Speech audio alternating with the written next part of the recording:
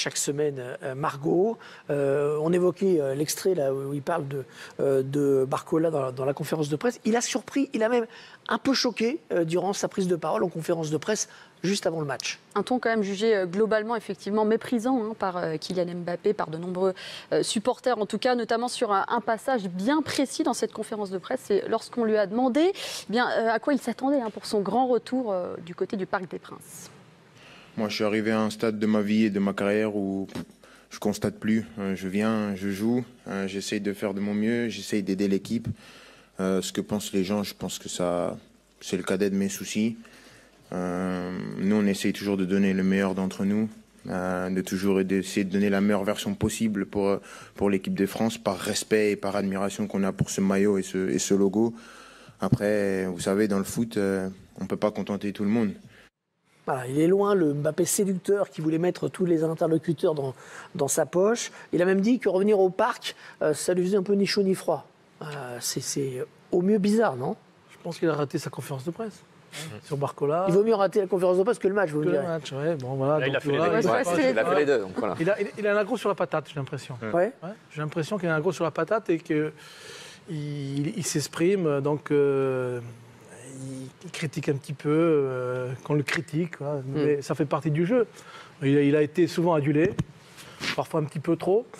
Est-ce qu'il peut réadapter son comportement, son attitude sur le terrain? Je pense qu'il peut reconquérir facilement le cœur des gens. Est-ce qu'il fait la tête aux Français, un peu dans la lignée de son attitude pendant les Jeux Olympiques, pendant lesquels, rappelez-vous, il n'y a eu aucune communication, pas le moindre message de félicitations, d'encouragement, alors que Griezmann lui était à fond.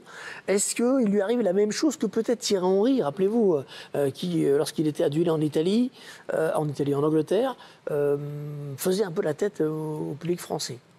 Je pense qu'il fait pas forcément la tête à la France, mais je pense que sa conférence de presse, on le voit, ça manque un peu d'humanité. Il est en mode robot, blasé. Ouais. Je pense qu'il a souffert la saison passée énormément, sans doute.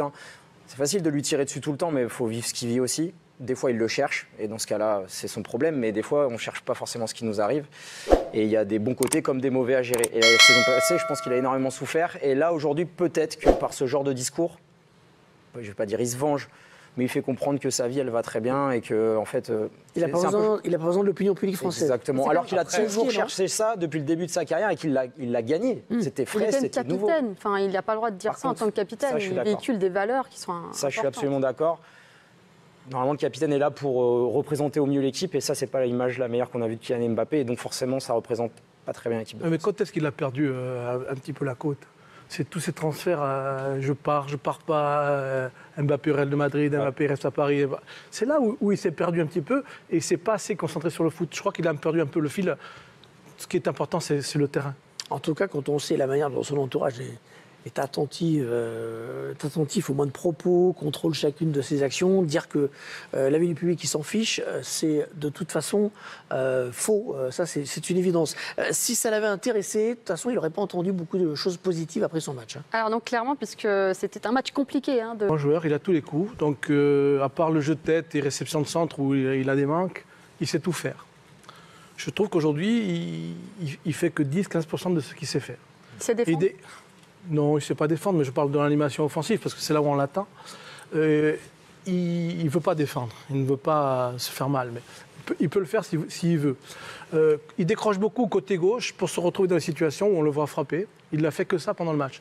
Il est capable de déborder côté gauche, il est capable de déborder côté droit comme il a fait. Il est capable de partir en profondeur, ce qui était sa force. Il y a même eu une polémique à un moment donné quand il a dit « il n'y a plus Pogba le bas, je ne pars plus en profondeur ». Mais c'est sa base. Donc il sait tout faire, il sait remiser, repartir, il sait tout faire. Simplement, il ne fait qu'une chose. Je vois le Mbappé que je voyais l'année dernière au Paris Saint-Germain. J'ai regardé ces 3 matchs en Madrid, il fait beaucoup plus d'efforts. Donc il est capable de le faire, il sait tout faire. Donc je pense qu'il peut reconquérir, il peut redevenir le grand joueur qu'il était. Mais il faut remonter un petit peu, donc il faut qu'il se remette vraiment en question. Et le fait de partir au Real de Madrid, je pense que c'est une bonne chose. Il peut redevenir le joueur qu'il a été en restant dans cette position de 9, il nous fait tous douter quand même. Là est toute la question. Moi, je trouve que c'est pas un poste dans lequel il peut rayonner. Ok, Fred, c'est vrai qu'il sait tout faire. Ça, je suis complètement d'accord, mais il a quand même beaucoup plus de mal. Il le fait plus. Ouais, mais il a du mal quand il est dos au jeu. Je l'ai vu plein de fois depuis le début de la saison, que ce soit en Liga ou sur le match de Super Coupe d'Europe. Il a moins cette capacité à pouvoir décrocher et redemander en profondeur. Je te pose une question, pourquoi ils ne le mettent pas côté gauche? Mais parce que les autres sont meilleurs que lui. Verrouillé. Il y a Pour moi, Vinicius. c'est simple, Vinicius est meilleur. Non, mais pourquoi Paris ne l'a pas mis côté gauche? Parce qu'il ne défend pas. Oui, non, mais ça, c'est... Donc l'arrière droit, c'est le roi du terrain après, il y a des décalages. Il y a forcément une composante tactique qui va avec ses qualités. Il faut le faire jouer. Là où il pose le moins de problèmes, c'est dans l'axe. Oui, mais c'est là où il apporte et c'est le pas des moins petits aussi. entraîneurs qui le font. Non, mais c'est là où il apporte le moins aussi. Donc Il pourrait apporter. Il pourrait apporter, sauf qu'aujourd'hui, il a dans la tête de toujours faire le même geste et la même chose. Il pourrait apporter parce qu'il sait tout faire. Quand il déborde côté droit, j'ai vu le Mbappé de la Coupe du Monde 2018. Bien sûr, ouais. Pourquoi il ne veut pas jouer côté droit? Voilà, c'est la question. À un moment donné, c'est une question d'ego. Il sait tout faire. Il peut remiser, repartir. Je vais lui faire des choses incroyables. Il peut partir dans la profondeur. Simplement, il ne le fait plus. Il faut qu'il parte 10 fois dans la profondeur. Et s'il ne le reçoit pas 9 fois, le ballon, tant pis. Il va le recevoir la 10e fois. Il faut vouloir ne peut pas arriver tout le temps. Donc c'est une question d'état d'esprit. Bien sûr, mais il est arrivé dans un schéma stéréotypé. C'est pas question de poste. Pour moi, il peut tout faire, même dans l'axe. Il peut remiser, repartir. Il peut faire des prises de balles, frapper. Il peut tout faire. Sauf le jeu de tête. Ça, le jeu de tête, il reste son centre. C'est pas son truc. Il est meilleur avec le nez, mais... Il peut tout faire. Quand il a été défenseur, quand on a un attaquant qui est capable de partir dans la profondeur, et il sait comment partir dans la profondeur. Parce qu'il y en a qui vont très vite, évidemment. Mais lui, il le sait. Il sait à quel moment il faut partir. Il ne le fait plus. Pourquoi il ne le fait plus? Donc la question est là. Moi, je serais son entraîneur, je dirais, pourquoi tu ne le fais plus? Pourquoi tu ne joues pas sur tous tes registres? Parce qu'il plus le ballon. Tu m'as donné peut-être la réponse, Gauthier, parce qu'il cherche les stats. Peut-être. Mais ça, j'en sais rien. Moi, je constate simplement qu'il a toujours fait la même chose. Il a décroché côté gauche pour pouvoir ou combiner, mais toujours pour frapper, pour enrouler. Mais ça, c'est que 10% de son potentiel. Et il sait tout faire. Mais oui. Et c'est ça qui est dommage. Mais il s'est enfermé dans un stéréotype de joueur aujourd'hui où il se dit je dois être là parce que je dois marquer des buts, je dois faire des passes. Il ne fait plus les efforts qui sont nécessaires pour pouvoir être en bonne position, comme tu l'as très bien dit. Quand on est joueur de foot, on fait 10 appels, on la reçoit peut-être des fois 2 fois. Surtout quand on est avant-centre. Évidemment. Donc il ne faut pas jouer que lorsqu'on a le ballon. De la générosité. Ce qui lui manque, c'est de la générosité. Il joue que le coup sûr. Mais quand je le vois déborder, tout à l'heure, on a dit qu'il n'était pas en bonne forme. Moi, je trouve qu'il est en meilleure condition physique que l'année dernière. Déjà, moi, je trouve. Voilà. Et quand je le vois déborder coup sur coup, parce qu'on a vu une action tout à l'heure, mais il le fait 2 fois de suite, aussi facilement, j'ai dit, mais déborde côté gauche, déborde côté droit, plonge. Je dis, mais tu sais tout faire. Remise, repart. Mais tu te rends compte toute la panoplie qu'il a? Et simplement, il ne fait qu'une chose. Je décroche, je prends le ballon, je essaie de me retourner, je fais un passement de jambe 2 ou 3 fois pour essayer de frapper, et ça débouche sur rien, ou pas grand-chose. Le plus triste, c'est que pour l'instant, au moins, il a arrêté de nous faire vibrer. Quand était la dernière fois qu'il a déposé 2-3 joueurs et marqué un but spectaculaire? Et c'est ça qui saute aux yeux pour moi. Au mois de mars en Ligue des Champions. Ouais, il a fait un bon match. Voilà. Ça veut dire quoi? Il faut qu'il fasse sa révolution personnelle, mais aussi quand même qu'un entraîneur, si je vous ai bien suivi, peut-être le mettre à droite, par exemple, aujourd'hui? Non, peut-être pas le mettre à droite, mais lui faire comprendre qu'il ne fait qu'une chose aujourd'hui et qu'il sait tout faire. Tout simplement, on lui montre des images, tu sais tout faire, pourquoi tu ne le fais plus? Tout simplement. Alors, ce n'est pas la question de mettre à droite ou à gauche, parce qu'il va y avoir le problème de la défense après, du pressing, tout ça. Mais dans l'axe, pour moi, il peut être un excellent avant-centre. On a vu un Mbappé bougon. Pour voir un Mbappé heureux, il fallait en Espagne. Je préfère évidemment le voir sourire, notre kiki national. Et pour cela, effectivement, allons en Espagne et écoutons-le après un match du Real Madrid où là, c'est pas le même Mbappé. No presión, es fútbol. Yo vengo con mi cualidad, no pienso a Cristiano, con todo el respeto que tengo, y todo el mundo sabe el respeto que tengo para él. Vengo para ser Kylian y no tengo presión.